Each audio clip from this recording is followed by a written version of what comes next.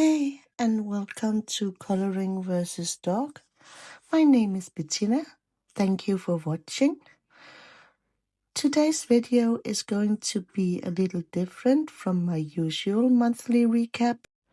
Going forward, I don't think I'll necessarily be doing these exactly once a month anymore. Instead, I'll probably just make them whenever I have enough finished pages and works in progress to share with you. So it's going to be more of a little what I've been up to since last recap video. This time I have one finished page to show you, actually one I finished in June, and then a few works in progress that I've been spending time on lately. I also have a little work in progress outside of coloring books to show you this time, which is something a bit new for me. I have only made a few drawings so far outside coloring books. So I recently started following one of Emma Tildesley's tutorials over on Patreon, and I can definitely recommend. Emma is super talented and she just makes it almost easy, but it definitely feels more challenging because there's nowhere to hide on blank paper. But it's also been really fun, and I'm enjoying learning something new and pushing myself a little creatively. So let's get started with the finished page.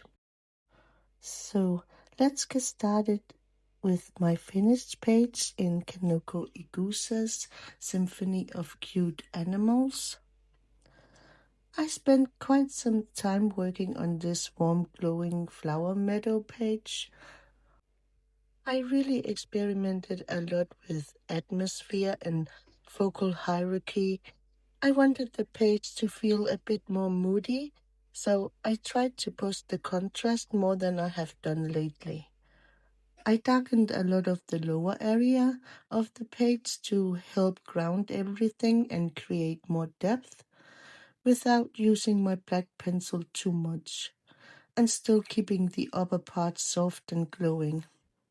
I also worked a lot on trying to soften harsh coloring book lines. I used Neocolor 2, gouache, and pencil layering to try and melt some of the black outlines into the atmosphere instead of leaving everything super graphic and outlined.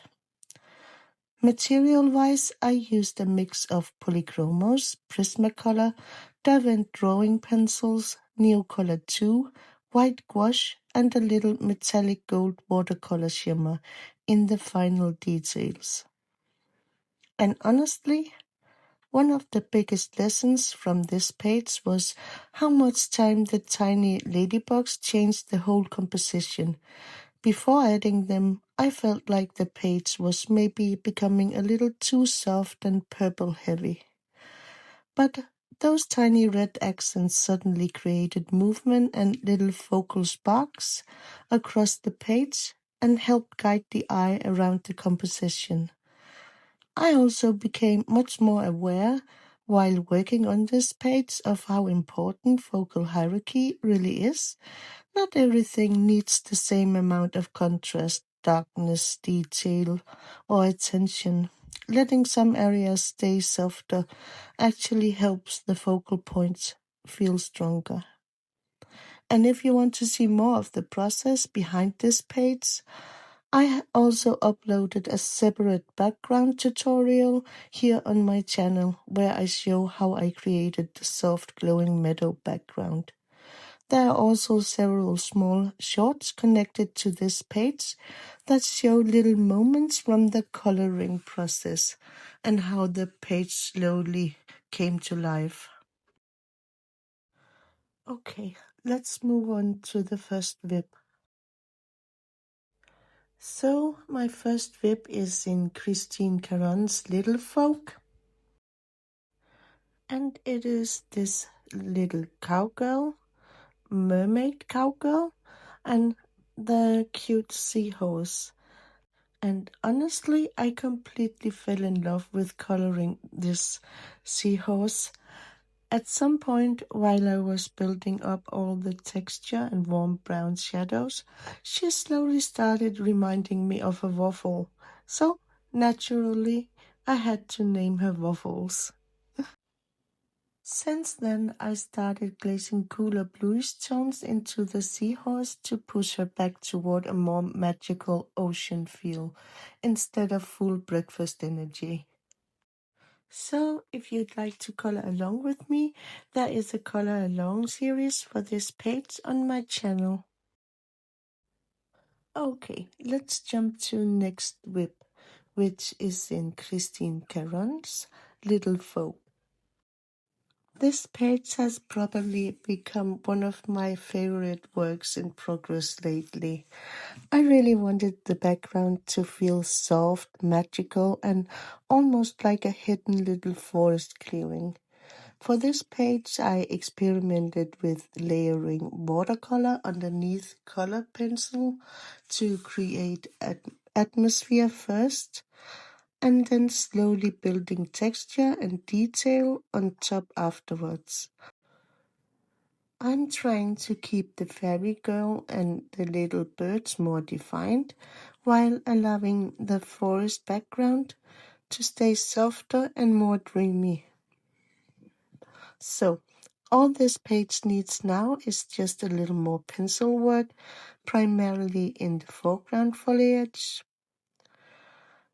This page is reminding me how much I enjoy working with atmosphere and storytelling, not just coloring individual objects.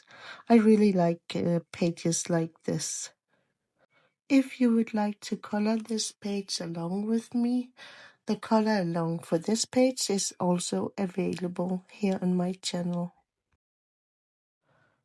I've also started a bib in Rita Berman's Meine Reise durch Afrika. I really like Rita Berman's pages, and this is one of my favorites. I feel the page is slowly starting to take form, but I can hardly wait to add some more deep blue and turquoise tones to the water and crocodile. On this page, I haven't been experimenting with a lot of different materials. So far, I have only used colored pencils. But we'll see if I will introduce some other medias to this page later on. I haven't decided yet. So, lastly, I also started working on this black tulip while following a Patreon tutorial by Emma Tildesley. I can definitely recommend following this tutorial, by the way. This piece is very different from my usual coloring book work because it's much more focused on observation, texture, and slow layering. I completely fell in love with the dark velvety look of the petals and all the tiny color shifts hidden inside what first just looks black.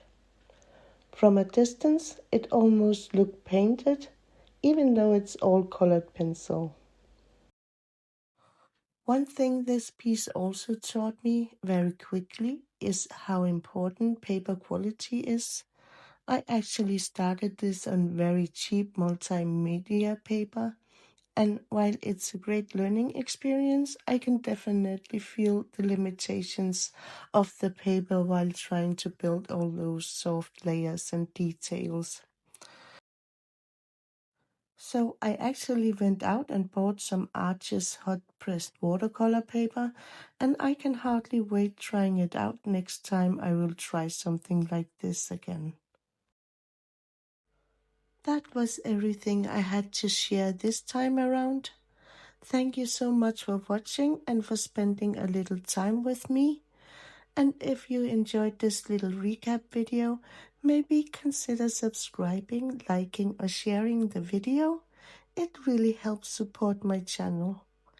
Bye for now and happy coloring.